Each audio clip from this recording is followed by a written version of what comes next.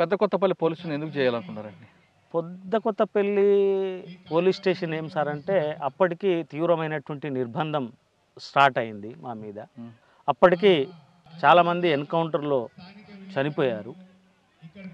కాబట్టి పోలీసులను నిర్వహించాలి, ప్లస్ మేము ఆయుధాలను కూడా పెంచుకోవాలి. కాబట్టి అత్యాధునికమైనటువంటి ఆయుధాల కోసం కూడా దాడి చేయడం జరిగింది సార్. అది పెద్ద కొత్తపల్లి పోలీస్ స్టేషన్ బ్లాస్ట్ చేయడానికి వెనక ఆయుధాల కోసం మీరు చెప్తున్నారు.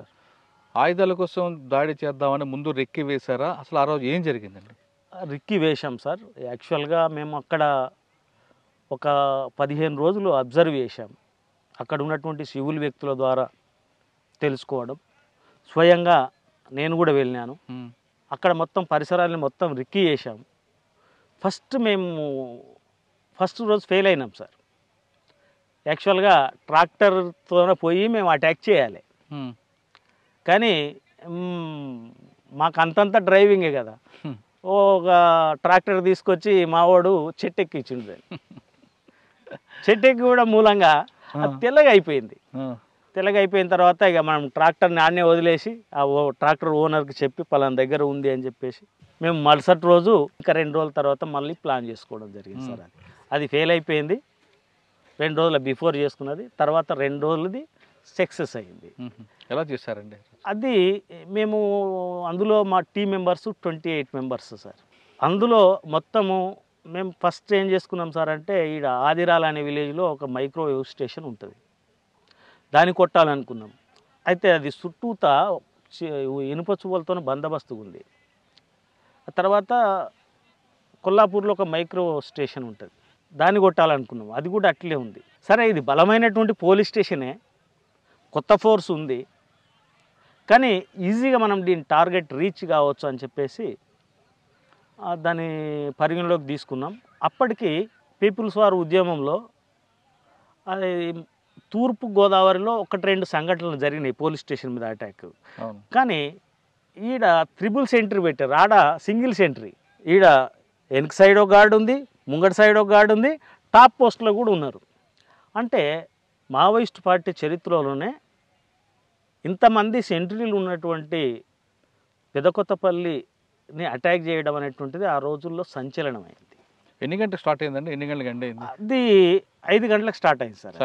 సాయంత్రము మేము ఒక 3 బండ్లల్లో రావడం జరిగింది. ఒకటి ఏంటంటే అసాల్ట్ టీం, ప్లస్ దానికి సపోర్ట్ టీం, తర్వాత ఈ సెంట్రీని కొట్టేటటువంటి ఒక టీం. అందులో మాకు గాయాలైనాయి. నాకు గార్డుగా ఉన్నటువంటి మోహన్ అని చెప్పేసి ఆ అబ్బాయి కూడా చనిపోవడం జరిగింది మన కళ్ళ ముంగల్ని. అది అంత సక్సెస్ అయిందని చెప్పలేం, కానీ ఆయుధాలు మేము అనుకున్న రీతిలో ఒక 6 మాత్రమే దాన్ని మనం రికవర్ చేయగలిగినాం. కానీ అదే ఘటనలో పోలీసులు గ్రానైట్లు విసిరబట్టే, మొట్టమొదటిసారి గ్రానైట్లు విసిరబట్టే కూడా మీరు అందరూ పారిపోయారనేది వార్తుంది. లేదు సార్, వాస్తవంగా గ్రెనేడ్లు విసిరినరు. ఇప్పుడు బక్కన్ అనేటువంటి ఇనాగ్రేషన్ చేసిండ్రుగా, ఆయన కూడా ఇందులో ఒక మెంబరు. వాస్తవంగా బక్కన లేకపోతే నేను ఇలా లేను అటాక్లో. అంటే అసాల్ట్ టీం అన్నప్పుడు ఏముంటుంది సార్ అంటే, చనిపోతామని ముందరికి వెళ్తాం. అందులో 4. అప్పటికి డీసీఎస్గా ఉన్నటువంటి నాగానని కుమారస్వామి అని చెప్పేసి వరంగల్ అతను, నేను, వాళ్ళ భార్య లక్ష్మి అని చెప్పేసి మా ప్రాంతమే, నాకు గాడుగున్నాడు మోహన్. అంటే ఇప్పుడు సాంబశివుడు మనం ఉన్నాడు కదా, ఆ సాంబశివుడు సెంట్రీని కొట్టాలి, మేము దాంట్లోకి వెళ్ళిపోవాలి డైరెక్ట్గా. ఒక చిన్న పొరపాటు మూలంగా ఆయనకు వెపన్ పేలలేదా సాంబశివుడిది ఏదో, కానీ సెంట్రీని కొట్టలేకపోయిండు. ఆ సెంట్రీని కొట్టే బాధ్యత మా మీద పడడంతోనే అది ఫెయిల్ అయింది సార్. గ్రెనేడ్స్ కాదు, యాక్చువల్గా గ్రెనేడ్స్ ఇసడం మూలంగా మేము పోలేదు. యాక్చువల్గా ఎవరైతే టార్గెట్ని అయితే రీచ్ కావాలన్నా దాన్ని కొట్టకపోవడం మూలంగా మేము ఒక అడుగు వెనుక ఉన్నట్లే కదా సార్. ఇప్పుడు ఒక సెంట్రీని కొట్టాలి, సెంట్రీని కొట్టాలంటే ఏ బాధ్యత తీసుకున్నారో ఆ బాధ్యుడే దాన్ని కొట్టాలి. అది మా మీద పడడంతో ఏమైంది అంటేనంటే, అక్కడ యాక్షన్ ఎంతైతే మనం తొందరగా చేయాలనో అంత తొందరగా చేయలేకపోయినాం. దానివల్ల నష్టం జరిగిందా, లాభం జరిగిందా? నష్టమే జరిగింది సార్. యాక్చువల్గా ఏం సార్ అంటే, అక్కడ ఉన్నటువంటి కొత్త ఎస్ఐ చాలా షార్పు, భాస్కర్ గౌడ్. ఒక సివిలియన్ మాకు స్పష్టంగా కనబడుతుంది సార్, నేనే కదా దాన్ని లీడ్ చేసింది. ఒక సివిలియన్ నిలబడి ఉన్నాడు, ఆయన ఉన్నాడు, మేము ముందుకు దూసుకొని వెళ్తున్నాం, ఇద్దరమే, నేను మోహన్. ఆయన దగ్గర ఉన్నటువంటి పిస్టల్ ముంగల్నే ఉంది, దాని పోచు కూడా ఉంటుంది, పోచు కూడా తీయలేదు అతను. ఇంకెప్పుడు వాళ్ళకు కూడా కొద్దిగా ప్రాణ రక్షణ ఉండాలి కదా సార్. ఇమ్మీడియట్లీ తీసుకొని ఫైర్ చేయడంతో నా ముంగట నాకు గాడుగా ఉన్నటువంటి వ్యక్తి పడిపోయాడు. అన్న బాలన్న నాకు బుల్లెట్ పడ్డది అంటే అప్పుడు ఏం చేయలేము. ఆయన Bhaskar Goud first fire open చేస్తారా? భాస్కర్ ఫస్ట్ ఫైర్ ఓపెన్ చేసిండు. మేము ఫస్ట్ ఓపెన్ చేసినాం సార్, ఓపెన్ చేసుకుంటేనే వెళ్ళిపోయినాం. అయితే అక్కడ ఉన్నటువంటి సివిలియన్ ఆయన హజాన్ బావుడ్ లాగా ఉన్నాడు, మేమేమో సివిలియన్ అనుకోం కదా సార్. మేము ఆటో ఫైర్ చేసుకుంటూ వెళ్ళిపోయినాం. దాదాపు జల్లడ అయిపోయింది అనేది మొత్తం శరీరం. ఆయన ఇమ్మీడియట్గా తీసుకొని మా మీద ఫైర్ చేస్తానంటే మా దగ్గర ఉన్నటువంటి చనిపోయాడు. మీరు ఎలాగ రిట్రీట్ అయ్యారు అక్కడ నుండి? మేము మా వన్ని సెంట్రీ ప్లేస్లని కూర్చుని సార్. అందులో ఆయుధాలు రికవర్ చేసినాము. ఒక ఇద్దరు దొరికారు మాకు, ఇద్దరు ఒకరు కానిస్టేబుల్. ఆయనకు చెప్పినాం, మేము మిమ్మల్ని చంపడం కోసం కాదు వచ్చింది, మేము కేవలం ఆయుధాల కోసమే వచ్చినాం. మా వ్యక్తి ఇట్లా గాయపడిండు, తీసుకొని పోయి మా వాళ్ళ దగ్గర ఇడిచిపెట్టని చెప్తే ఆయన్నే మోసుకొని పోయిండు. మరి ఎస్ఐ ఎక్కడ ఉన్నారు అప్పుడు? ఎస్ఐ దుంకి వెళ్ళిపోయింది సార్, వెళ్ళిపోయింది ఆయన. ఫైర్ ఓపెన్ చేసుకుని మొత్తం ఆక్యుపై అయిపోయింది మాది. టాప్ పోస్టులు ఉన్నారు కదా, ఆ టాప్ పోస్ట్లో ఉన్నటువంటి కాడ కూడా ఫెయిల్ అయింది. అంటే మేము ఏదైతే మైన్ పెట్టామో ఆ నిచ్చెన దగ్గర పెట్టాం సార్. మాకు తెలియదు కదా, కొద్దిగా అంతా రెక్కి వేసినా కూడా నిచ్చెన ఎక్కడ ఉంటుంది, అది ఏడు ఉంటుంది అనేటువంటిది తెలియదు. అది కొంత ఏమైండే సార్ అంటే, అది మైన్ పెట్టడం మూలంగా ఆ కప్పు మన ఆర్సీసీ బిల్డింగ్ అయితేనే కూలిపోతుంది. ఇది మన రేకులో సంథింగ్ అది ఉంటాయి కదా సార్, మన బొచ్చలతో పెడతారు, అది అక్కడనే కూలిపోయింది, అది నిచ్చెన పడిపోయింది.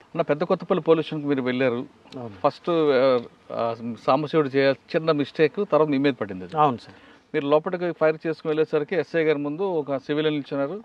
అక్కడ మిస్టేక్ జరిగింది, ఆయన చనిపోయాడు. దాంతో ఆయన ఫైర్ ఓపెన్ చేశారు. ఫైర్ ఓపెన్ చేసుకుంటూ ఉన్నాడా, పారిపోయాడు ఆయన? పారిపోయాడు సార్, వెళ్ళిపోయాడు. మేము స్టేషన్ గ్రానైట్లు వేయబట్టే మేము ఆ రోజు సేవ్ అయ్యామంటుంటారు. టాప్ పోస్టులు ఉన్నటువంటి వాళ్ళు. ఇప్పుడు వీళ్ళేమో కింద ఉన్నారు సార్, టాప్ సెంట్రీలు వాళ్ళు ఒక ఇద్దరు ముగ్గురు ఉన్నారు. చాలాసేపు కొట్లాడారు, మేము వాళ్ళని వదిలేసి వెళ్ళిపోయాం. వాళ్ళు గ్రైనేడ్స్ ఇసిరేటు, వీళ్ళు వేయలే.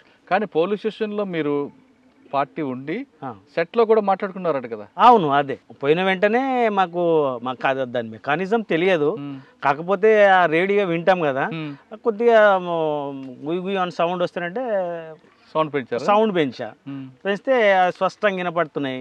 ఇక్కడ మైక్రో స్టేషన్ నుంచి అటు పోండి అని చెప్పేసి ఒక లేడీ మాట్లాడింది. అప్పుడు ఆ తర్వాత ఇంకెవరెవరు మాట్లాడిండో మా పనిలో మేము పడిపోయినాం. అక్కడ నుంచి రిట్రీట్ మీరు? Retreat same. ఆ రిట్రీట్ సమయంలో మాకు కొద్దిగా ఇబ్బంది అయింది సార్. వాస్తవంగా నేను అందులో ఇరుక్కపోయినా పోలీస్ స్టేషన్లో. పైనుంచి ఫైరింగ్స్ వస్తూ ఉన్నాయి.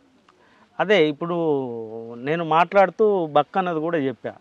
ఆ బక్కన్న వాస్తవంగా ఏంటిదంటే, అప్పటికి నా దగ్గర దళ సభ్యుడు సార్ అతను. నేనంటే విపరీతమైన ప్రేమ అతనికి. నాకు ఆయన అంటే విపరీతమైనటువంటి నమ్మకం, కాన్ఫిడెన్స్. దాంతో ఏంటంటే, అరే రాజన్న ఎందుకో రాలేదని చెప్పేసి ఇది చేస్తే ఆయన తెల్ల బనీతో ఉన్నాడు, నేనేమో లోపల ఉన్నా, ఫైరింగ్స్ ఆగుతలేవు. ఆయన తన ప్రాణాలని అడ్డుపెట్టి నన్ను ఫైరింగ్ చేస్తూ లోపలికి వచ్చి తీసుకొని వెళ్ళి, అది బక్కన్న చరిత్ర. ఇవాళ చాలా గొప్పవాడు బక్కన్న, ఒక గిరిజనుడు, ఒక చెంచు కుటుంబంలో పుట్టి ఉద్యమానికి సర్వ్ చేసి చాలా హీరోయిక్ ఫైట్ అయినది.